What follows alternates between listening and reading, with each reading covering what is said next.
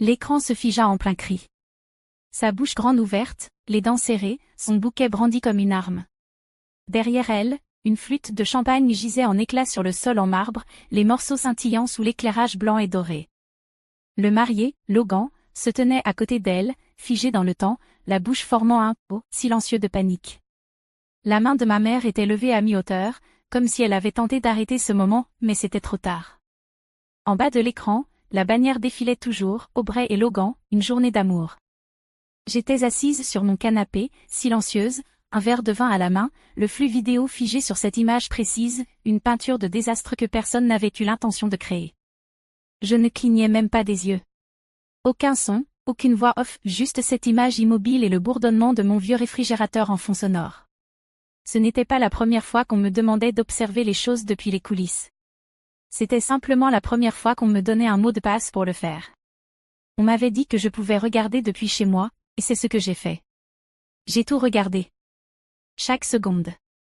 Je les ai vus descendre l'allée, porter des toasts avec des verres en cristal, jouer leur spectacle parfait. Et ensuite, je les ai vus s'effondrer. Je n'ai pas pleuré. Je n'ai pas sursauté. Je ne me suis même pas resservi un verre.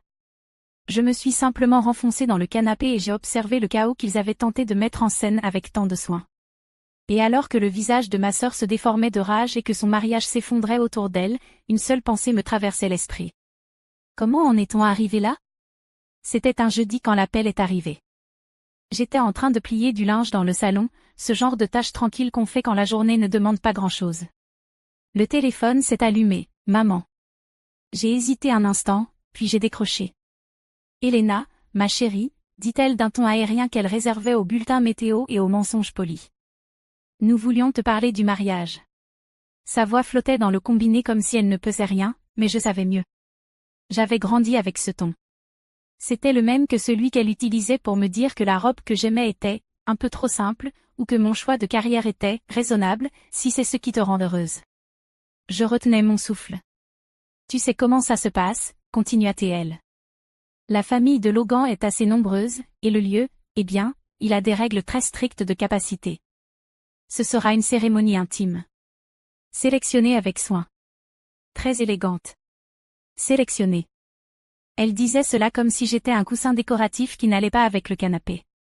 J'ai attendu qu'elle se reprenne, qu'elle dise, mais bien sûr que tu seras là, tu es sa sœur. Elle ne l'a pas dit. Donc malheureusement, dit-elle, toujours avec douceur, toujours sans effort, nous ne pourrons pas inviter tout le monde en personne. Tout le monde. Drôle de mot. Il semblait englober les cousins éloignés de l'ancien colocataire de Logan qui n'avait pas renvoyé de carte de Noël depuis des années, même la manucure d'Aubrey, celle qui m'avait jeté un regard de pitié quand j'avais demandé une simple French manucure au lieu de griffes serties de strass. Mais pas moi. Je vois, dis-je. Ma voix se brisa, comme si ma gorge tentait de retenir la douleur. Oh, mais tu ne vas rien manquer, lança-t-elle rapidement, trop rapidement. On a engagé une équipe professionnelle pour tout diffuser en direct. Haute définition, de superbes angles. Ce sera comme si tu y étais. J'ai hoché la tête, même si elle ne pouvait pas me voir, même si je ne la croyais pas. Parce qu'il y a une différence entre regarder et être inclus. Un concert à l'écran n'est pas le même que d'être dans la foule. Et regarder sa sœur se marier depuis un ordinateur portable, ce n'est pas pareil que d'être invité. Pas du tout. Quand l'appel s'est terminé, je suis restée assise au bord du canapé, fixant les serviettes pliées sur mes genoux comme si je ne les reconnaissais pas. J'avais été effacée, doucement, sans malveillance, mais avec précision. Et c'est ça, le plus dur, n'est-ce pas? Ils ne m'avaient pas oublié. Ils avaient choisi de ne pas m'inclure. Et ensuite, ils m'ont envoyé un lien. Ce n'est pas le mariage qui a commencé tout ça. Ce n'était que la preuve finale, joliment emballée dans un ruban d'exclusion. Si je suis honnête, j'ai commencé à disparaître il y a bien longtemps. J'avais 10 ans la première fois que j'ai compris ce que signifiait se mettre de côté. J'avais demandé une soirée pyjama, 3 amis proches, rien de spécial. Juste des pizzas, des sacs de couchage et un gâteau avec trop de glaçage. Aubrey avait 6 ans. Ce n'était pas son anniversaire, même pas proche, mais elle voulait un poney. Pas un jouet, pas une photo. Un vrai poney. Elle en avait vu un à l'anniversaire d'une camarade et avait décidé qu'il lui en fallait un.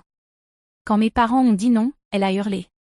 Le genre de cri qui fait vibrer les murs et fondre la patience. À la fin de la soirée, ma fête était reportée. Ils ont dit que c'était, pour le mieux, qu'elle était contrariée et qu'on ne voulait pas aggraver les choses. À la place, on a eu un dîner de famille tendu où mon gâteau n'est jamais sorti du congélateur. J'ai pris une obligation d'épargne pour ton avenir, m'a dit mon père, et Aubrey, encore en pleurs, s'est vu promettre une balade à poney le week-end suivant. C'était le premier échange dont je me souvienne, ma journée contre sa paix. Ce ne fut pas le dernier. Au lycée, j'ai gagné la foire scientifique de l'État. J'avais passé 6 mois à construire un modèle fonctionnel d'un système d'irrigation, à tester, corriger, perfectionner. Je suis rentrée rayonnante, le ruban bleu encore tiède dans la main. C'est merveilleux, ma chérie, m'a dit ma mère, jetant un coup d'œil au ruban avant de se tourner vers Aubrey, qui venait d'être choisi pour jouer arbre numéro 3 dans la pièce de son école. Soudain, il fallait du carton, de la feutrine, de la colle, des paillettes. Les préparatifs de son costume ont envahi la salle à manger pendant des semaines. J'avais construit un système hydraulique fonctionnel, elle tenait les bras comme des branches. L'une de nous a eu des photos encadrées sur la cheminée.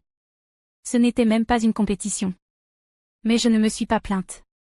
J'ai étudié dur, intégré l'université, choisi la gestion de projet parce que j'aimais que les choses aient un sens et restent à leur place. J'ai remboursé mes prêts, décroché un emploi stable, ouvert un compte retraite avant mes 30 ans. Aubrey? Elle a essayé 3 idées d'entreprise en 2 ans, une ligne de bijoux en perles, un blog lifestyle, quelque chose à propos de yoga avec des chèvres. Tout ont échoué. Tout ont été financés avec amour par mes parents. Il y avait toujours de l'argent pour sa passion, sa réinvention, sa nouvelle idée. Et d'une manière ou d'une autre, plus je devenais indépendante, moins ils me voyaient. C'est étrange, comme l'indépendance peut ressembler à de l'invisibilité pour ceux qui vous ont élevé. Je pensais autrefois que si je continuais simplement à être présente, à me souvenir des anniversaires, à aider à monter les meubles, à co-signer ce prêt pour sa voiture, quelqu'un finirait par dire « Merci. On te voit. » Mais personne ne l'a fait. Ils ont simplement cessé de demander, tout court. Alors, quand l'appel pour le mariage est arrivé, quand j'ai appris que mon nom avait été laissé hors de la liste, je n'ai pas protesté. Je n'ai même pas scié. Parce que la vérité, c'est qu'à ce moment-là, j'étais déjà habituée à regarder les choses de l'extérieur. Je le faisais depuis toujours. L'invitation n'est pas arrivée par la poste. Il n'y avait pas d'enveloppe avec un carton épais, pas de lettrage en relief, pas de belle écriture avec mon nom inscrit à l'encre dorée. À la place, c'était un email. L'objet, vous êtes invité à regarder le mariage de Aubrey et Logan en direct. Ça ressemblait moins à un geste d'affection qu'à un reçu. À l'intérieur, une image figée avec des polices tourbillonnantes, des photos de fiançailles surexposées, un lien Room, un mot de passe qui ressemblait à un code Wi-Fi. Une note précisait que la diffusion commencerait exactement à 16h, heure de l'Est. Il n'y avait aucun message personnel, aucune ligne de ma sœur, même pas un « dommage que tu ne sois pas là ». Ce n'était pas de l'inclusion. C'était une autorisation d'observer, comme si on m'avait tendu des jumelles en me disant que je pouvais regarder à travers la clôture, à condition de rester silencieuse. Quelques jours plus tard, j'ai croisé Madame Kenny, notre ancienne voisine de 2 maisons plus loin, au supermarché. Elle était ravie. « Oh, Elena. Tu dois être aux anges pour le mariage d'Aubrey. Quel joli couple. Qu'est-ce que tu vas porter pour ce grand jour ?» J'ai ouvert la bouche, mais rien n'est sorti au début. Puis j'ai souri, crispée. En fait, ça va être une petite cérémonie intime. Je vais regarder depuis chez moi. Il le diffuse en direct pour la famille qui ne peut pas être là. Elle s'est figée, la main posée sur une boîte d'œufs. Son sourire s'est fané juste assez pour que ça pique. Oh. Eh bien, c'est moderne. Très efficace. Elle m'a tapoté le bras comme on époussait une étagère, puis s'est tournée vers le rayon des produits laitiers, se rappelant soudain qu'elle avait autre chose à faire. Je suis restée devant le rayon des céréales un long moment après ça. Je ne me souviens même plus de ce que j'ai acheté, parce qu'il y a une forme particulière de honte qui naît quand on réalise que les gens ne vous excluent pas seulement discrètement, ils le font avec des modèles prédéfinis. La semaine avant le mariage, j'ai vu quelque chose que je n'étais pas censée voir. Une courte vidéo dans la story Instagram d'un des amis de Logan, un visage que je reconnaissais vaguement grâce à des photos de plage taguées. Juste un flash d'un néon clignotant, des rires bruyants, et une légende en majuscule. Le Kitten Club était fou. Le marié à terre. La vidéo a disparu après 24 heures, mais je l'ai vue. Je ne l'ai pas capturée. Je ne l'ai pas envoyée à ma mère. Je n'ai pas appelé Aubrey. Je l'ai juste regardé une fois, puis je l'ai laissé s'effacer, comme tant d'autres choses dans cette famille dont on ne reparlait jamais. J'aurais pu dire quelque chose. J'aurais pu la prévenir. Mais je ne l'ai pas fait. Parce qu'après 30 ans à porter les secrets des autres, à lisser les chaos, à préserver une paix qui ne m'a jamais appartenu, j'avais enfin compris la différence entre le silence et la reddition. L'un est passif. L'autre est délibéré. Alors je me suis versé un verre de vin, j'ai pris une longue gorgée, et j'ai fermé l'application. Certaines vérités n'ont pas besoin d'aide pour éclater. Elles ont juste besoin d'un moment, devant le bon public. Le jour du mariage est arrivé comme une photo mise en scène trop lumineuse, trop soignée, un peu irréelle. Je me suis habillée simplement, rien de dramatique, du lin, des couleurs douces, les pieds nus. J'ai ouvert une bouteille de Sauvignon blanc que je gardais depuis un moment sans savoir pourquoi, me suis servi un grand verre, et je me suis connectée. Le flux en direct s'est ouvert sur une image fixe de l'hôtel, des roses blanches, des couches de gypsophile, un décor en toile de fond qui semblait avoir été retouché. L'éclairage était chaud et rêveur, du genre qu'on ne trouve que dans les magazines de mariage ou les romans de l'après-midi. Un message défilait en cursive au bas de l'écran, Aubrey et Logan, une journée d'amour. Dans un coin, il y avait une boîte de discussion. Tante Carole avait déjà laissé 3 commentaires, tous nos vœux de bonheur. On est si fiers. Tu es déjà resplendissante. Il y avait des messages d'anciens voisins, de cousins oubliés, même de quelqu'un nommé, les Miller, qui signait comme un concessionnaire automobile. Je n'ai rien écrit. J'ai juste regardé. La musique a commencé, une version pour quatuor à cordes d'une chanson pop qui essayait trop de paraître intemporelle. Puis est arrivé le cortège, les demoiselles d'honneur en pastel dépareillé, les garçons d'honneur transpirant dans leurs costumes taillés sur mesure. Logan se tenait à l'autel, un sourire nerveux, les mains qui s'agitaient juste hors du cadre. Puis est venue ma mère, Margot Brox, en mousseline bleu marine et talons trop serrés pour laisser passer la vérité. Elle tenait sa posture comme une colonne, souriait comme si elle retenait toute la production à elle seule, par la seule force de sa volonté. Et enfin, Aubrey. Elle était magnifique, ce genre de beauté coûteuse, arrangée avec soin, qui photographie bien mais semble lointaine. Ses cheveux étaient parfaits, sa robe flottait comme si elle avait été étudiée en mouvement. Mais ses yeux bougeaient trop vite, son sourire arrivait une seconde en retard, et sa prise sur le bras de papa était ferme, trop ferme.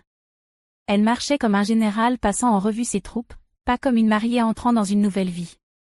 L'officiant a écorché 2 fois le nom de famille de Logan. Quelqu'un a pouffé de rire. Une des demoiselles d'honneur a vacillé sur ses talons et a poussé un petit cri en se rattrapant, manquant d'envoyer voler un arrangement floral. Le micro a grésillé, puis crachoté, puis s'est complètement coupé juste au moment où Logan commençait ses vœux. Il essaya de projeter sa voix, le pauvre, mais ses mots s'évaporèrent dans l'air, comme de la vapeur sur une assiette refroidie. La mâchoire d'Aubrey se contracta. Son sourire se figea. Elle jeta un regard aigu vers le technicien du son accroupi près du haut-parleur, déjà prêt à endosser la faute. Et moi, je pris une gorgée de vin, lente et tranquille. Ils avaient dépensé des milliers pour orchestrer l'image parfaite, mais sous la dentelle et les lumières lavandes, quelque chose se désagrégeait. La réception commença comme la plupart, trop bruyante, trop lumineuse, et juste assez d'alcool pour que tout semblait réel. L'écran montrait des tables rondes recouvertes de nappes blanches, des flûtes de champagne cerclées d'or captant la lumière, et des centres de table si hauts qu'ils cachaient les visages. Les gens applaudissaient trop longtemps, riaient trop fort. Tout le monde avait l'air un peu répété. La demoiselle d'honneur d'Aubrey, une amie que j'avais rencontrée une fois à un brunch, il y a des années, prit la parole la première. Son discours était exactement ce qu'on pouvait attendre, enjoué, essoufflé, plein de blagues privées sur des tatouages assortis, ce fameux soir à cabot. La salle gloussa poliment. Puis vint le témoin du marié, Dave. Je ne connaissais pas Dave, mais dès qu'il attrapa le micro, je sus exactement qui il était, bruyant, relâché, la chemise déjà sortie du pantalon. Il commença avec du contenu inoffensif, des anecdotes de fac, des histoires de fraternité, une blague sur Logan qui aurait pris une fougère pour une personne. Les gens rirent. Tout allait bien. Jusqu'à ce que ça ne le soit plus. Et bien sûr, lança-t-il, titubant légèrement, on ne peut pas oublier ce légendaire enterrement de vie de garçon à Vegas. Je m'arrêtai au milieu d'une gorgée. Quelques types à une table du fond poussèrent des cris. Dave sourit de plus belle. Une vraie dernière folie, pas vrai? Ce qui se passe à Vegas reste à Vegas, sauf quand tu ramènes une gueule de bois et des souvenirs très douteux d'un endroit appelé, c'était quoi déjà? Il marqua une pause, plissant les yeux pour faire semblant de réfléchir. Ah oui. Le Kitten Club. La salle ne tomba pas seulement dans le silence, elle s'effondra. On aurait pu entendre un déclic, comme un piège qui se referme. Le sourire de ma mère se figea, puis se fissura. Aubrey tourna la tête si lentement que c'en était presque gracieux. Son expression ne changea pas tout de suite. Elle cligna une fois des yeux, puis une deuxième, avant de tourner tout son corps vers Logan. Logan était pâle, pas gêné, terrifié. Dave continua, inconscient. Mec, Logan, je sais toujours pas comment on a eu cette bouteille offerte, ou comment tu. Ok. Ok, aboya Logan en se jetant vers lui. Merci, Dave. Super discours. Ça suffit maintenant. Mais Aubrey fut plus rapide. Elle attrapa le micro. Ses jointures étaient blanches. Logan, dit-elle, sa voix tendue, tremblante, mais tranchante comme du verre. On en avait parlé. C'était une blague, balbutia-t-il. Chérie, c'était juste une. Une blague, répéta-t-elle, plus fort cette fois. Une blague sur quoi? Me ridiculiser? Me mentir? Faire ça devant toute ma famille et... Un verre de champagne se brisa quelque part dans le fond. Le son clair et net résonna plus fort que tout ce qu'avait dit Dave. Quelqu'un toussa. Quelqu'un d'autre se leva puis se rassit aussitôt. Logan tendit la main comme pour l'apaiser, mais elle recula, d'un seul pas, net et tranchant. Qu'est-ce qui s'est passé au Kitten Club, Logan? Il ouvrit la bouche. La referma. Silence. Et à ce moment précis, avant qu'il ne puisse mentir, avant qu'elle ne puisse crier de nouveau, le live se figea. Pas une transition, pas un bug. Juste un arrêt brutal, en plein écran, sur mon ordinateur portable. L'image figée montrait Aubrey en plein milieu d'une phrase, la bouche comme une entaille, son bouquet levé comme si elle allait le lancer. Derrière elle, Logan, les yeux écarquillés, livide. Margot, ma mère, apparaissait dans un coin, la main à demi levée comme si elle pouvait chasser le désastre. Et en bas de l'écran, la bannière continuait de défiler, Aubrey et Logan, une journée d'amour. Je la fixai sans bouger, sans cligner des yeux. Puis, doucement, pour personne, je ris. Parce qu'après tous les plans, les placements de table, les essais de maquillage, la liste d'invités sélectionnés avec soin, il m'avait enfin offert un siège au premier rang, pour assister à l'instant où tout s'est écroulé. 20 minutes plus tard, mon téléphone sonna. Maman. Je ne répondis pas. Il sonna encore, puis encore. Puis un message. Elena, c'est une urgence familiale. Réponds. Je le laissai là. L'écran était toujours figé, Aubrey en plein cri, Logan à ses côtés, la bannière en bas continuant comme si rien ne s'était passé. Finalement, j'ai décroché. Mis le haut-parleur. Je n'ai pas dit bonjour. Tu as vu, lança ma mère, la voix paniquée, cassante. Tu as vu ce qu'il y a en ligne? C'est partagé partout. Aubrey est inconsolable. Il faut qu'on fasse disparaître ça. Je fis tourner le reste de mon vin dans mon verre et fixer l'image. Tu Y connais en informatique, enchaîna-t-elle rapidement. Appelle TikTok. Fais-le retirer. C'est de la diffamation. Les parents de Logan menacent de porter plainte. Ce n'est pas de la diffamation, dis-je calmement. C'est arrivé. Elena, chuchota TL. S'il te plaît. Tu dois nous aider. Il y eut un silence. Puis je parlais, clairement, sans colère. Tu m'as dit qu'il n'y avait pas de place pour moi. Le silence de l'autre côté de la ligne fut immédiat. Je pris une inspiration. Alors, avec tout le respect que je vous dois, je ne suis pas sûre que ce soit mon urgence. Je raccrochai avant qu'elle ne puisse répondre. Le live figé resta encore un moment sur mon écran. Puis, enfin, je fermai l'ordinateur. Le chaos disparut. Mais le calme de mon appartement, il ne semblait pas vide. Il semblait mérité. Un mois passa. La vidéo tourna sur Internet, capturée, transformée en mème, analysée sur des forums de mariage. Quelqu'un avait pris l'image figée d'Aubrey en plein cri et l'avait légendée. Quand le groupe WhatsApp découvre que tu as menti.